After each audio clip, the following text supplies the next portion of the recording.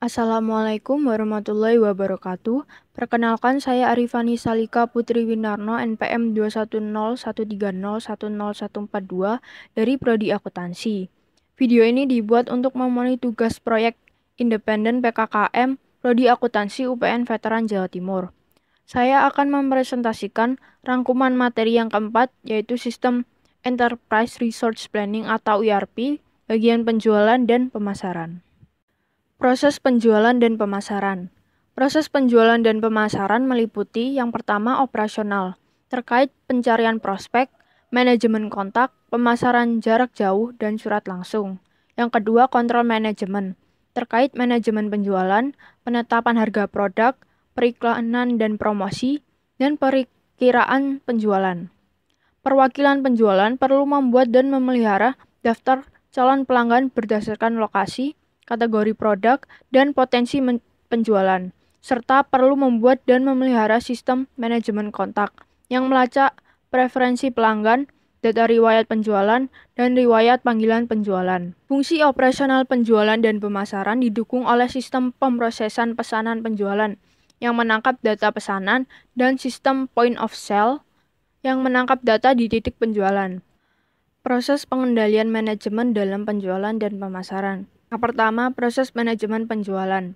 Manajer penjualan bertanggung jawab untuk menciptakan wilayah dan mengalokasikan waktu tenaga penjualan untuk menghasilkan pendapatan dan layanan yang maksimal.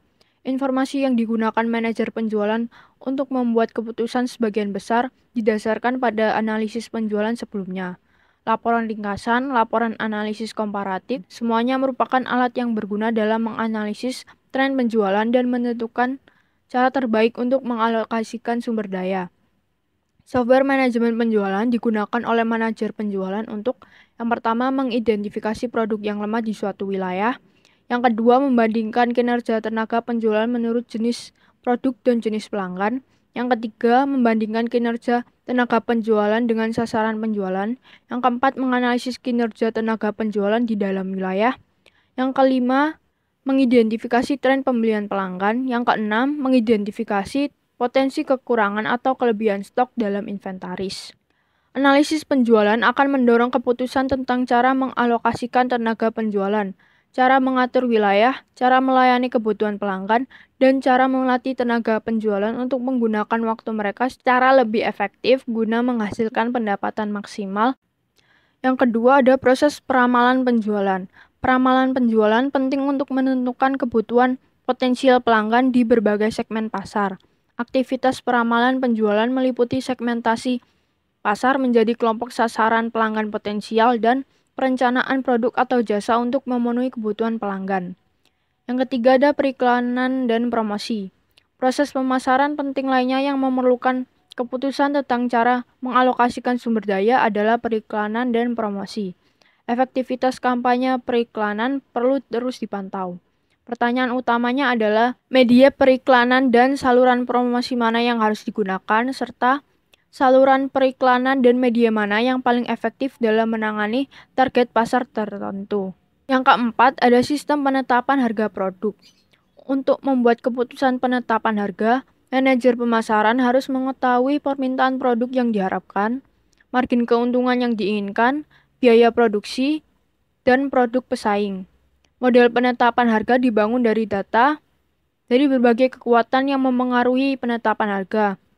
Modul penjualan dan pemasaran dalam sistem ERP.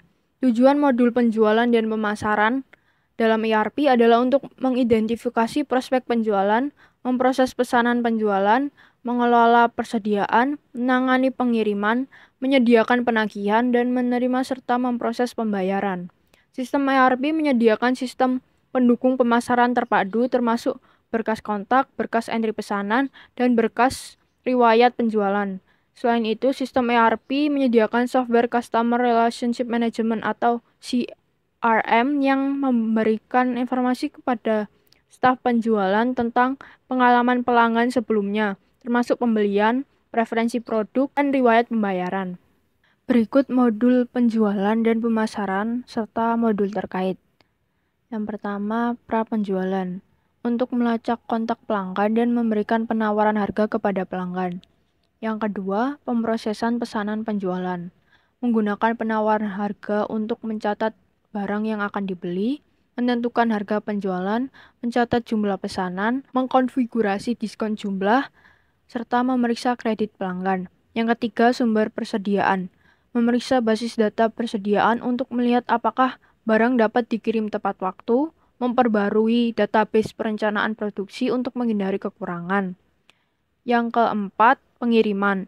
Melepas dokumen ke gudang, barang diambil, pesanan dikemas dan dikirim. Seperti modul ERP lainnya, modul penjualan dan pemasaran menyediakan manfaat berupa kode standar, database umum, dokumen standar, jejak audit, dan integrasi data. Selanjutnya, ERP dan manajemen hubungan pelanggan. Customer Relationship Management atau CRM adalah pendekatan penjualan dan pemasaran yang komprehensif untuk membangun hubungan jangka panjang dengan pelanggan. CRM bergantung pada pondasi ERP. CRM menyediakan interface tunggal bagi pelanggan, sehingga seorang tenaga penjualan yang memiliki pelanggan akan mengetahui semua interaksi untuk pelanggan tersebut. Software CRM berakar pada software otomatisasi tenaga penjualan yang dirancang untuk menyediakan tenaga penjualan dengan pertama, manajemen aktivitas penjualan. Memandu tenaga penjualan melalui setiap langkah proses penjualan, termasuk menghasilkan prospek, menghubungi calon pelanggan, menangani penempatan pesanan, dan memastikan tindak lanjut pesanan. Yang kedua, manajemen penjualan dan wilayah. Membantu manajer penjualan mempelajari alur kerja, memantau aktivitas tenaga penjualan, dan mengoptimalkan tim. Yang ketiga, manajemen kontak. Membantu tenaga penjualan mengatur data kontak dalam database, sehingga mereka dapat menanyakan database ini dan mengajukan pertanyaan seperti siapa agen pembelian klien dan pelanggan mana yang menerima promosi terbaru untuk produk tersebut. Yang keempat, manajemen prospek. Memungkinkan tenaga penjualan untuk memantau prospek, menghasilkan langkah berikutnya, dan menyempurnakan upaya penjualan dengan menggunakan dukungan daring. Yang kelima, manajemen konfigurasi. Menyediakan dukungan konfigurasi khusus produk bagi perusahaan yang harus membangun produk bagi pelanggan mereka. Yang keenam, manajemen pengetahuan. Menawarkan akses ke sumber informasi. Sumber informasi dalam penjualan meliputi buku pegangan kebijakan perusahaan, slide presentasi penjualan, daftar telepon perusahaan, template proposal, data industri, dan pesaing. Untuk layanan pelanggan, dimulai saat pelanggan menelepon dengan permintaan layanan. Pemberitahuan layanan memicu perintah layanan yang dibagikan ke teknisi layanan. Setelah pekerjaan selesai, teknisi mengkonfirmasi jam kerja dan bahan yang digunakan. Selanjutnya, integrasi penjualan dan pemasaran dengan modul lain. Yang pertama, manajemen material. Master material menjelaskan suku cadang yang digunakan dalam perbaikan dan layanan yang dijual kepada pelanggan.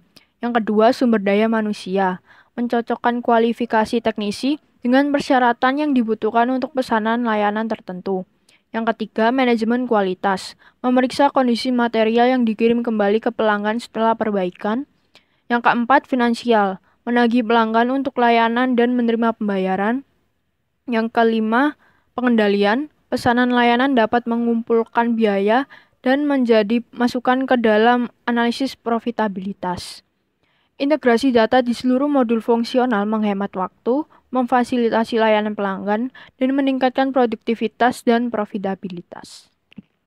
Cukup sekian presentasi dari saya. Jika ada salah kata dan perbuatan, mohon maaf. Kurang lebihnya, mohon maaf. Terima kasih atas perhatiannya. Wassalamualaikum warahmatullahi wabarakatuh.